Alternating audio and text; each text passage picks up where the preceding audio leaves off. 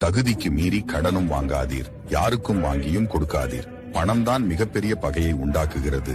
இன்றைய உலகம், உழைப்பவன் ஒதுக்கப்படுகிறான், நடிப்பவன் மதிக்கப்படுகிறான், ஏமாற்றுபவன் பாராட்டப்படுகிறான். பணமும் பதவியும் வந்தபின் மனிதனுக்கு வரும் முதல் வியாதி பார்வை குறைபாடு. தனக்கு உதவியவர்கள் யாரும் கண்ணுக்கு தெரிய மாட்டார்கள். வாழ்க்கையில் யாரும் கற்றுத்தராத சில பாடத்தை தனிமை புரிய வைத்து விடுகிறது.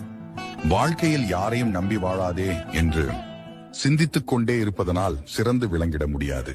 சிந்தனையை செயல்படுத்தினால் மட்டுமே சிறப்படைய முடியும். ஓடி ஓடி உழைத்து ஓய்ந்த பிறகுதான் தெரிகிறது, தவறவிட்ட ஆரோக்கியம்தான் உண்மையான செல்வம் என்று. வாய்ப்புகள் விலகி போவதை எண்ணி கலங்கி நிற்காதே. எல்லாம் நன்மைக்கே என்று எண்ணி தொடர்ந்து விடாமுயற்சி செய்.